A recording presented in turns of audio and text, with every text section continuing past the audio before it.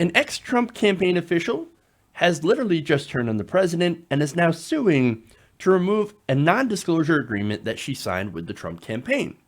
Now, this is an interesting story. Now, the woman pictured is Jessica Denson. And the reason that she is trying to get rid of that NDA is so that she can talk about some alleged abuse that she received on the Trump campaign as a member of that campaign. So we don't know what kind of abuse that is, whether it was just normal, like people yelling at you, like, for example, Amy Klobuchar did to her own staff, right? There's those allegations coming out, of course, that she treats her staff very, very poorly. So it could be a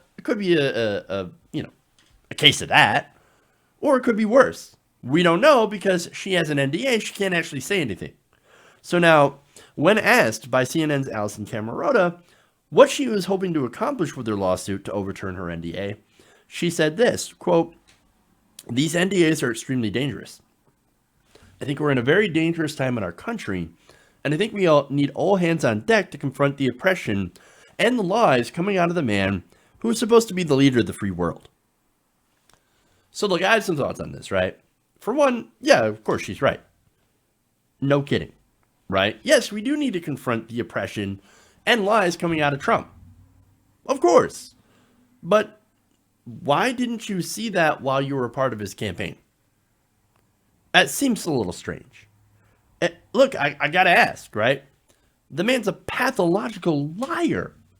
How could you not know?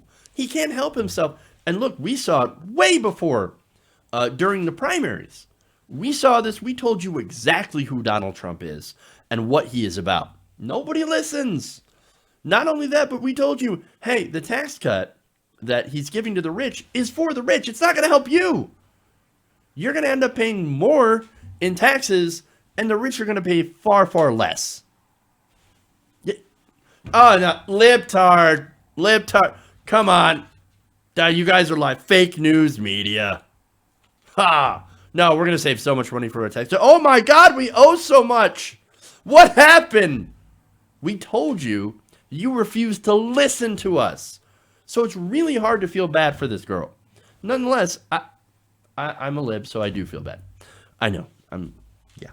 But look, there are numerous red flags, right? So the whole thing is like, I don't know if this is standard practice when it comes to a campaign, but an NDA, right? A non-disclosure agreement. To work for a campaign, you have to sign a non-disclosure agreement? That's a little strange. Again, to me, it seems shady, but maybe that's just my perspective, right? At least when it comes to the Trump campaign. And so maybe I'm being completely unfair. Maybe this is standard practice and whatever. Okay. Now, nonetheless, she's going to continue. She says, and she has a message for fellow Trump supporters.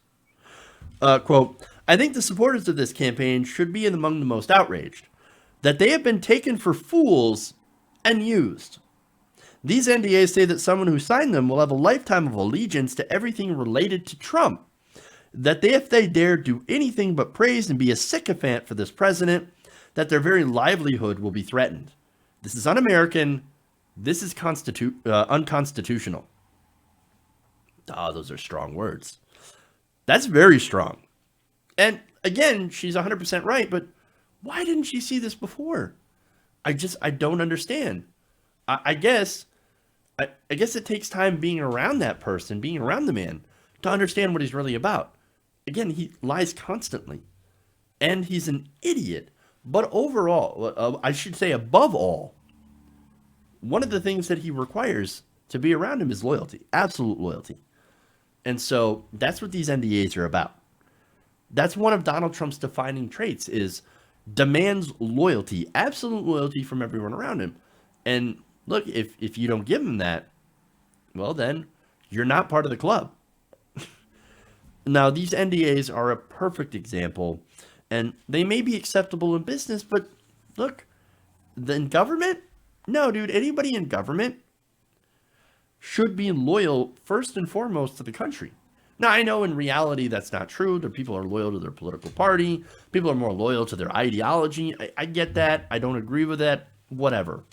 But look, I think that you should be loyal to the country. You should want to serve when you're in government or running, or inside a campaign, you should be doing so because you believe that the person who's going to run the country is the best person for that. And so, look, I don't know what the motivation is. Let's be honest. But I do know that Trump does not have loyalty to the country. He wants them to have loyalty to himself, and he's asked loyalty pledges from so many different officials. From James Comey to other people in the FBI and other people around him in some of his cabinet positions. He has asked for that extreme loyalty pledge. And I think that's just super, super shady and super weird and very, very un-American, as I said before. And I think the fact that he does this, that he doesn't actually care about America, and where he puts his ego above everything else, is one of the reasons, one of the many, that he's not fit to serve. Hey guys, hopefully you enjoyed that free video. Now I'm going to have to ask you a favor. Between the demonetization and the YouTube algorithm messing around with view counts, etc., we're having a hard time adjusting to the new YouTube reality, which is where you guys come in. See, we have a patreon.com/TYTNation set up to help us rely on you guys, the viewers, instead of big corporate ads. Look, you know the show. You know how I'm not in favor of big corporations anyway. So help us transition away from relying on the ad model to pay the bills and sign up to be a patron, patreon.com/TYTNation. That goes a long way to help us keep the lights on. And you guys will know that you're supporting independent, progressive media.